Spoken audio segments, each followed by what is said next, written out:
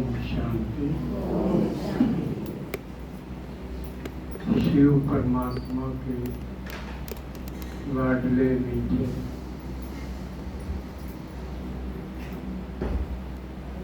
बाप के दिल में समाने वाले, बाप समान बनने वाले, भक्तों को फल देने वाले, उड़ने और उड़ाने वाले लाडले बच्चों का, जिन्होंने भी इतनी भीषण गर्मी में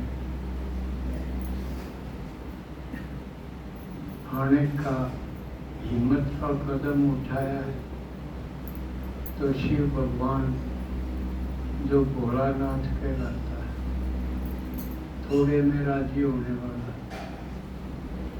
तो वो राजी होके आपके कर्मों का सब बोझ अपने सर पे लेता है और आपको डबल लाइट फरिश्ता बनाता है, और फरिश्ता सो देवता बनाता है।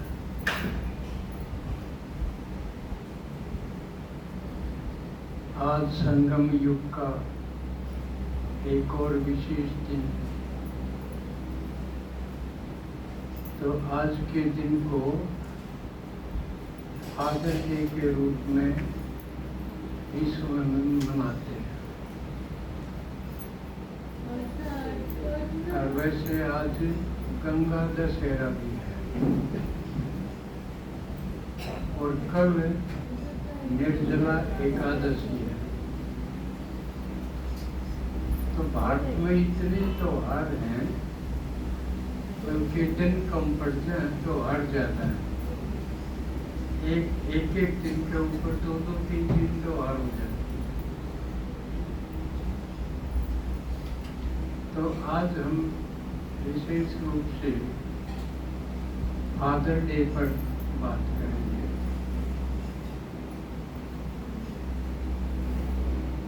मनुष्य आत्मा इस दुनिया में जब भी आती है, सतयुग से कलयुग अंत तक संबंधों में बंधी हुई होती है।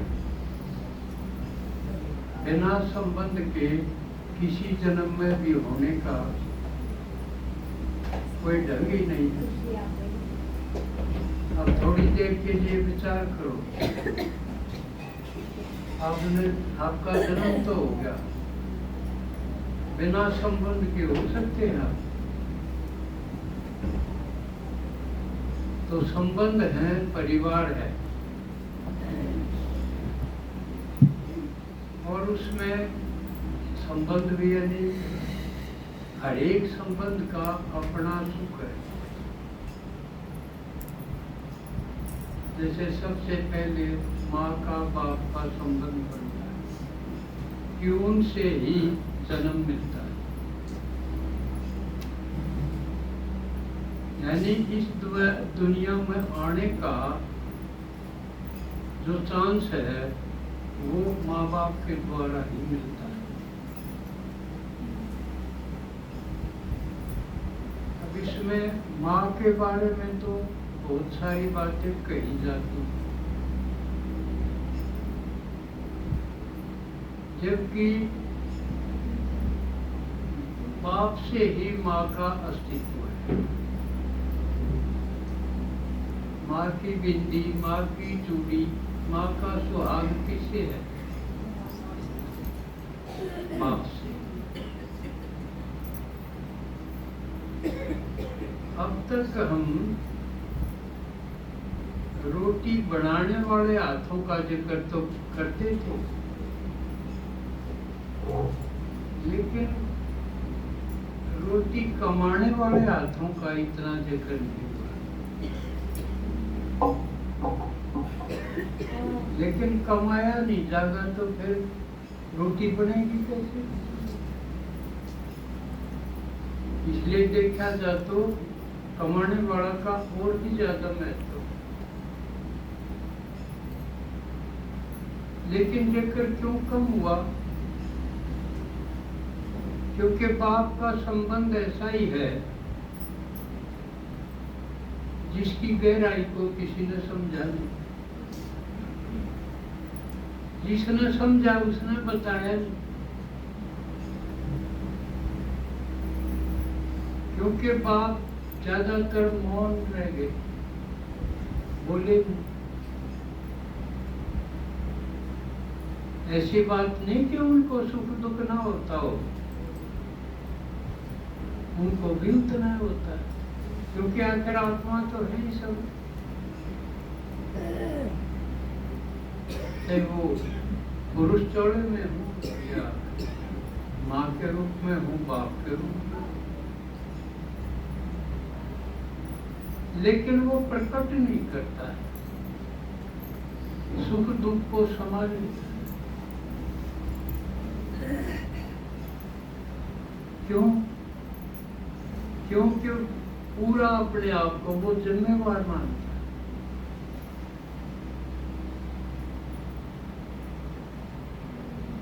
समाज में अगर जिम्मेवारी है तो इतनी माफी नहीं है। कोई भी ऊंच नीच हो तो जिम्मेवार किसको बुलाओगे? उसके बाप को बुलाओ।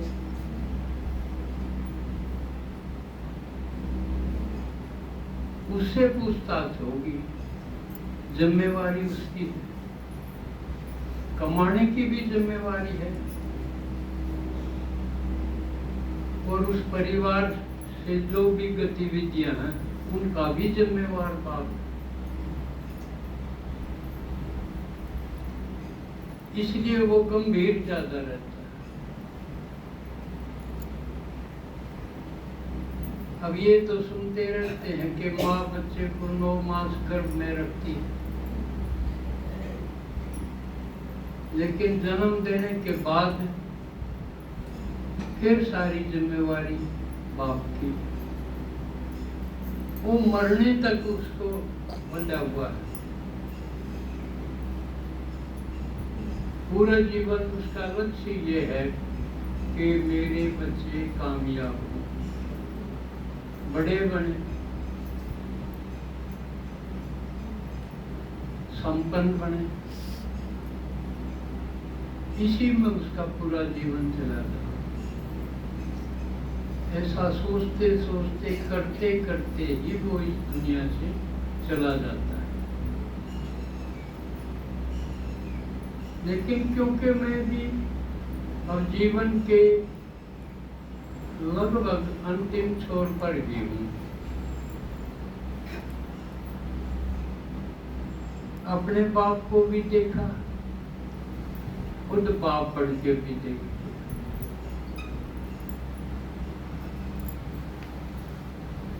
लेकिन मैं समझता हूँ बाप को बहुत देर से समझा जा सके, और वो भी जब वो खुद उन सारे आयामों को पार करते। अब मेरी समझ में आया है मेरा बाप कैसा था, किस हालत में कितना वो कर सकता था, कितना किया।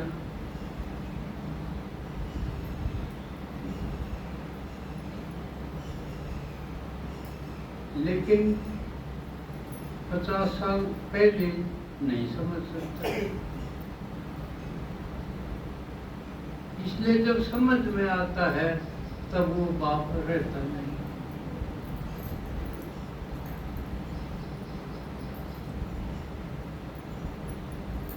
तो मेरा जन्म थोड़ा सा मैं अपने बाप को भी श्रद्धा सुमन दे दूं। एक गरीब घर में मेरा जन्म हुआ।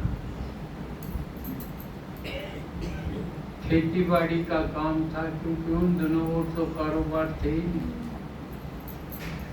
जमीन थोड़ी नामात्र, खेती का काम।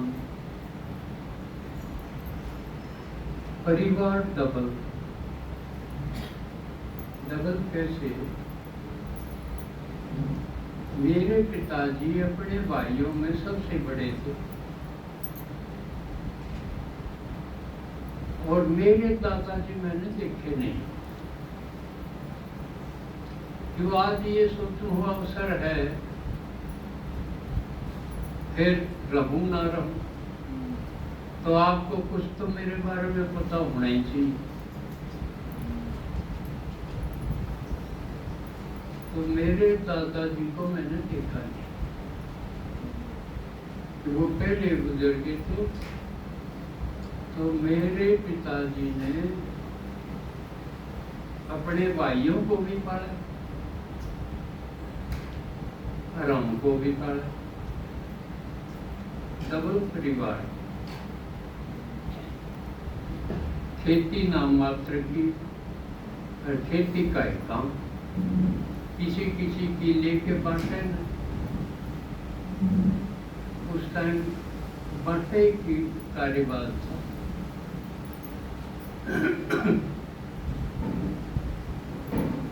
तो मेरी माँ ने भी, पिताजी ने भी 2 परिवारों की पालना की। और मेरी जानकारी में होश संभाला तब से ही अपने भाइयों को उन्होंने अपने हमारे बराबर ही समझा, बल्कि पहले उनको करते थे उनका, बाद में हमारा। इसलिए देखा मैंने कि पूरे परिवार का संगठन जब तक वो जिंदा रहे एक सूत्र में बंधा रहा। एक उदाहरण था, भाई कोई अच्छा परिवार देखना हो तो इनका देखो।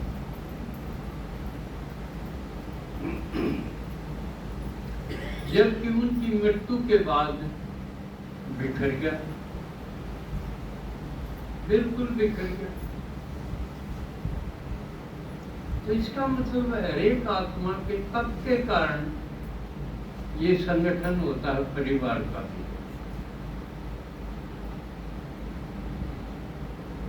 और वो भी इस रूप में कि वो सेल्फिश ना हो, स्वार्थी ना हो, सबका समान ख्याल रखें। तो पेट ही भरा गया था, धन जोड़ने का तो सवाल ही नहीं था।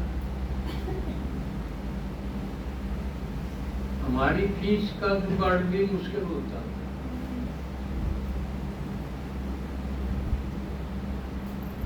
और मकान भी एकदम सिंपल। जब से मैंने होश संभाला पिताजी यहाँ आ गए थे। यहाँ एक कच्चा मकान तो कोठड़ा था,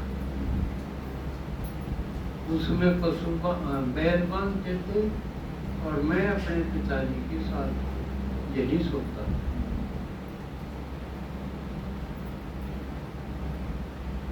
और फिर पढ़ाई करते करते मैं रामायण सुनाता था उनको, और तब पता चला कि वो कितने इमोशनल हैं, कितने भावुक। क्योंकि रामायण में भाईचारे का बहुत वर्णन है, भाइयों का, से भरत के रूप में है, से लक्ष्मण के रूप में है। तो उनका प्रसंग आता था तो वो बहुत ही भावुक होते थे। तो उन्होंने धन तो नहीं जोड़ पाए, लेकिन एक चीज हमें मिली। उन्होंने जो पूरे गांव का स्नेह और सम्मान प्राप्त किया, वो हमें प्राप्त हुआ। सारे गांव में उनका बहुत सम्मान था। उसके कारण थे कई, एक तो व्यवहार ठीक था, ही बोलचाल ठीक थी, ये सारे गांव का कुछ न कुछ वो करते रहते थे। खेती बाड़ी में काम आने वाले औजारों का, जैसे रस्सी बांटना या काट भरना, कलम भरना, वो भी स्टाइल की, या ओरना बनाना, बोकिया बनाना, ये जो खेती में काम आने वाले चीजें हैं वो उनको बहुत अच्छे आते थे। और ये मैंने देखा कि उनमें कोई फर्क नहीं था कि ये किसी बड़े जमींदार का काम है या किसी गरीब आदमी का काम।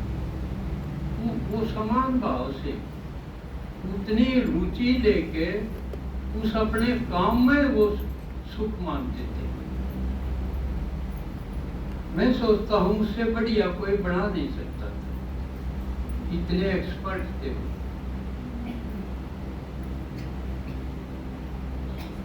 और ये मैंने देखा आते जाते रास्ते में कोई भी माता है, महिला है, वो फेंक के चली जाती।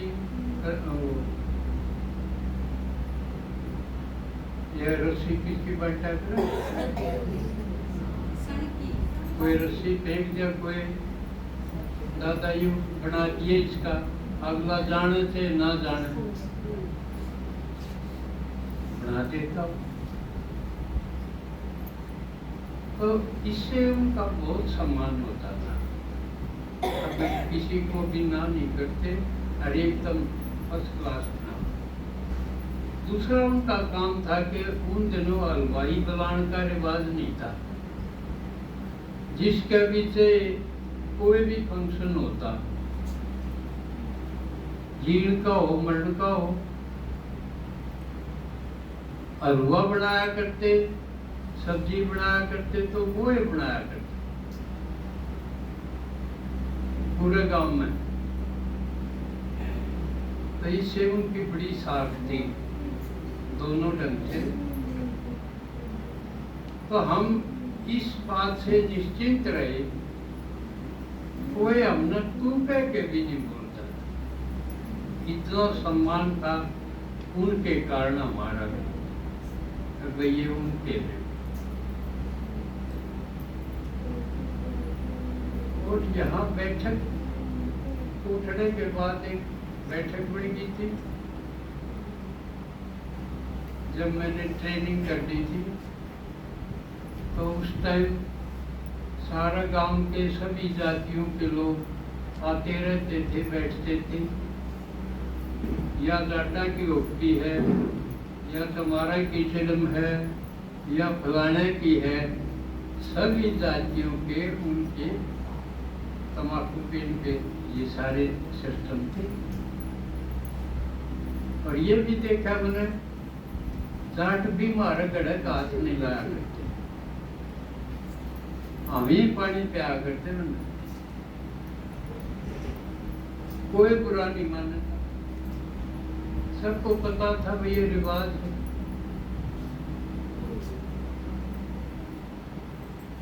फिर उसके बाद वो गुजर के और बाबा ने मुझे पकड़ लिया। तो यहाँ फिर बैठक का रूप बदल गया। पहले ऊपर वाली बैठक थी, फिर ऊपर छुटाने की बैठक हुई। तो कई जिक्र करते भाई तेरा बाबू था जब तो न्यू बैठक थी, न्यू थी। मकाई में लाले हुआ बैठक बढ़िया थी, किया थी। मेरी पढ़ाई करके राजी नहीं हो, उनकी ये करें। जबकि वो तम्बाकू की थी या शिव के ज्ञान की थी। उसमें गांव के एक आध भंडारा चलता, इसमें किते किते के सारे जिला तो बार बार के भी थे। तो एक ढंग से तो देखा तो उनका जो मेल मिलाप था उसकी बढ़ोतरी की, मैंने कम नहीं की।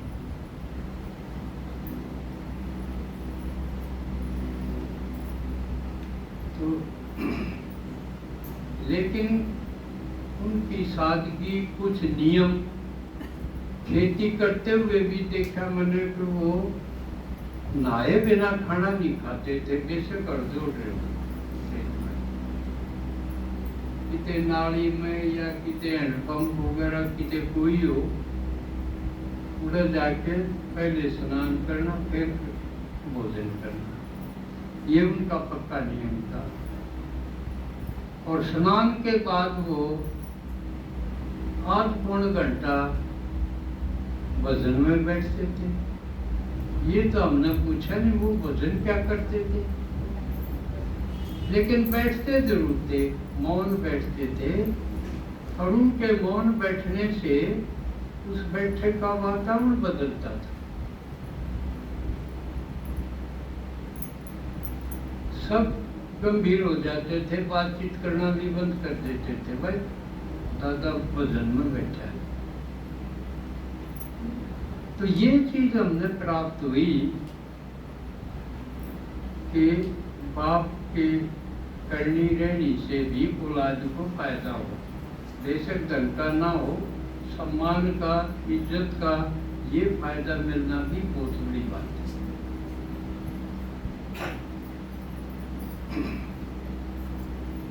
तो इसलिए मेरे पिताजी श्रद्धा के पात्र हैं, मैं ऐसा मानता हूं। फिर मैं बाप बन गया, बच्चे हो गए, बड़ी खुशी हो, आदमी ने बाप बना है। जब साल आ गया तो इसका ग्रेड बदल गया। सर्विस में जैसे ग्रेड बदल जाए, कोई डी कैटेगरी तो सी में आ जाए, सी से डी में आ जाए, एकदम खुशी। और खुशी के साथ बच्चा देखते ही जिम्मेवारी। वो उस दिन के बाद उसका बचपन, खुद का बचपन खत्म हो जाए। उसके बाद मैंने कोई पेंट नहीं सिलाई,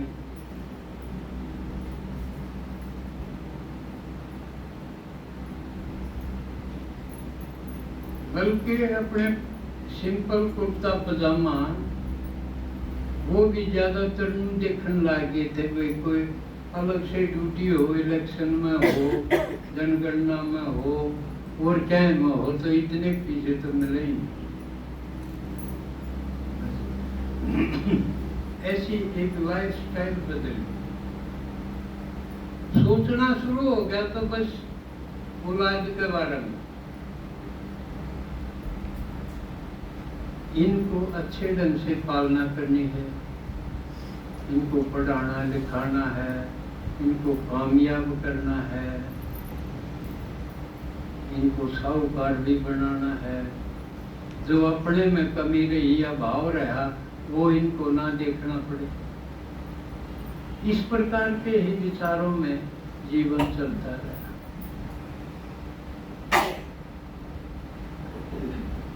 और फिर बाबा ने जब अपनाया,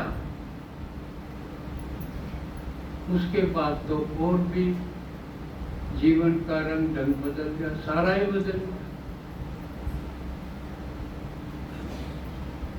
लौकिक पिता होने के बाद फिर ये अलौकिक रचना रचने का चांस मिल गया। फिर ये भी बच्चे दिखने लगे, इनको आगे बढ़ाना है, ये बंधनों से कैसे मुक्त हो, इनको निकालना है।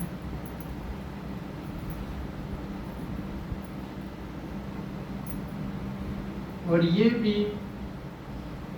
उड़ने वाले, उड़ाने वाले बने। घर से निकल के ये बेहद में छलांग लगावे, सुनने वालों के साथ साथ ये सुनाने वाले बन जाए, टीचर बने। क्योंकि टीचर बनना माने राजा बनना, बोलना सीखे। फिर इस तरफ, एक तरफ तो सबको संदेश दें, ढूंढे जो बिछड़े हुए हैं, सतयुग त्रेता की आत्माएं, उनको ढूंढा जाए गांव गांव। ना गर्मी देखी ना सर्दी देखी, सारा अपने आप को झोंक दिया और एकदम से अलौकिक पिता बनने का ये चांस लिया।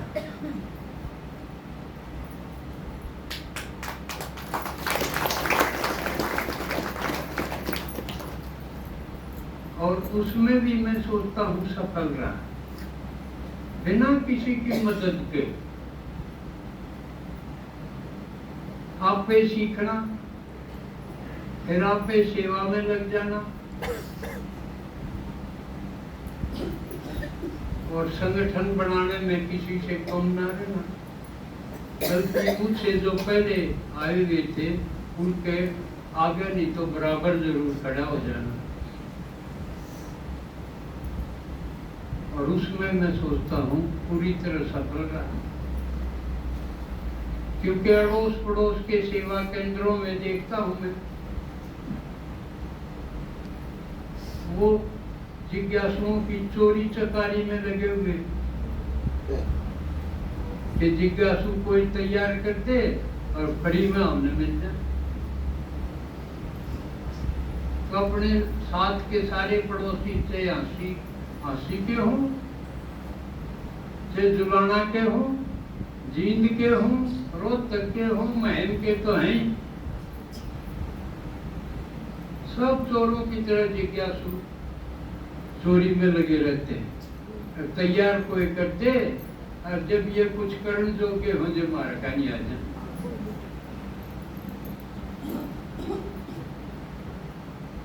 तो ये खेल है, क्योंकि अब भी दीदी ने बताया ना, कैया के नाम काटे पिछले संडे को।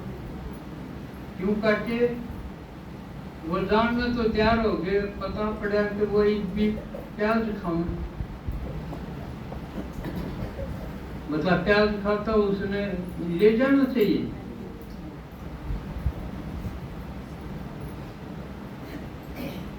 और जब उनका नाम काट दिया तो जुलाना वाले वो चार उन पता चल गया, वो उसके दौरान पूछ गए अब हमारा का नहीं आ जाओ,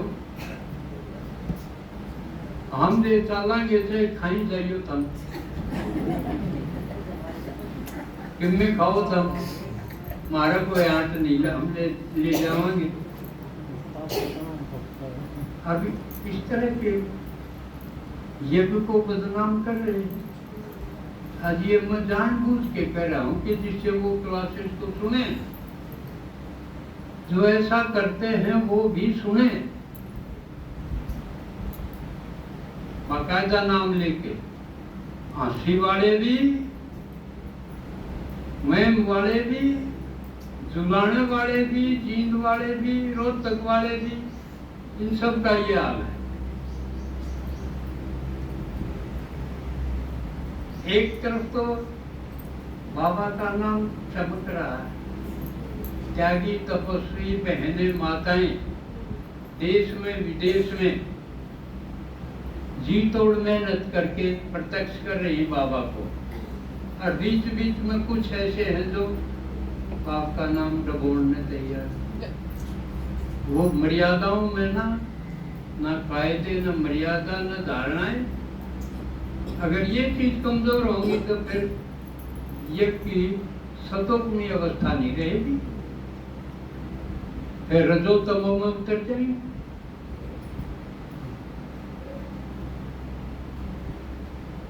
तो बाबा की हर मुरली में आप सुनते हो कि जिसने आगे बढ़ना है तो फॉलो फादर पर।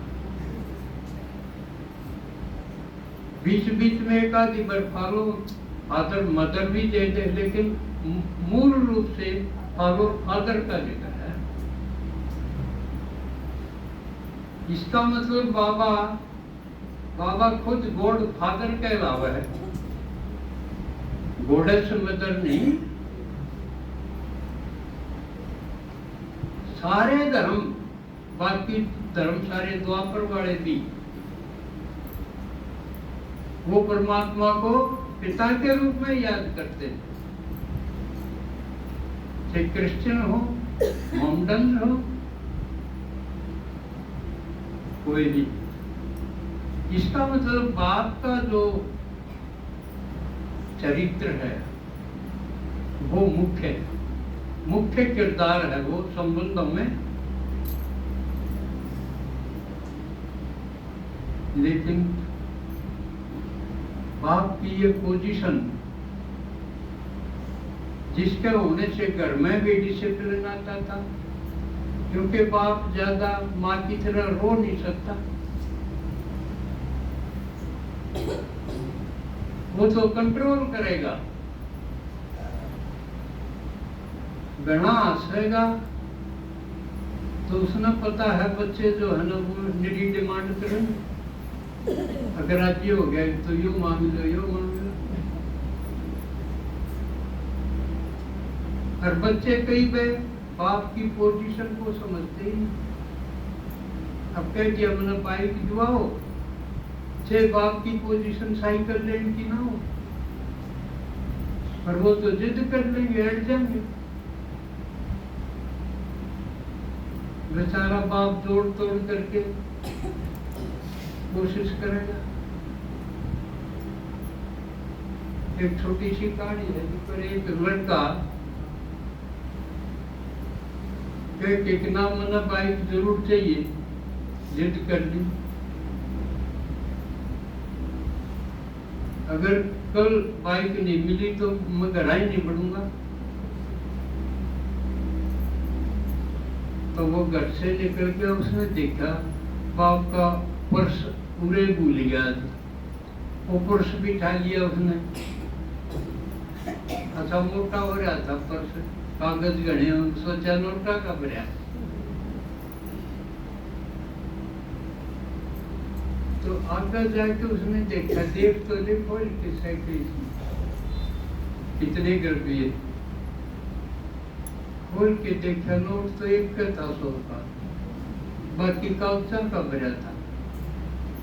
एक कागज खोल के देखने लगे, एक खोला उसमें रसीद थी, मैंने यो लेन खातिर घर में फलानी चीज लेन खातिर इतने 1000 रुपये कर्ज लेना पड़ा, उसके चुकानी है रसीद थी।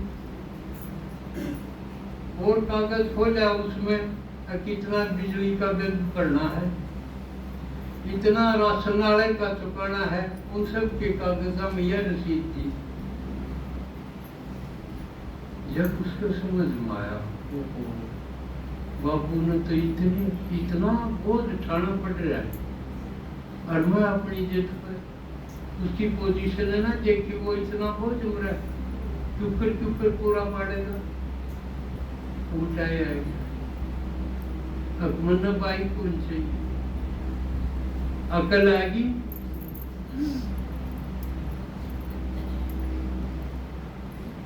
लेकिन जब तक वो बच्चे बाप ना बनने, और बाप भी इस एज तक बाप ना बनने के वो अपने बच्चों का उतार चढ़ाव और उनकी उछल कूद देखना ले, इतना समझ में को नहीं आवा उसकी पोजीशन।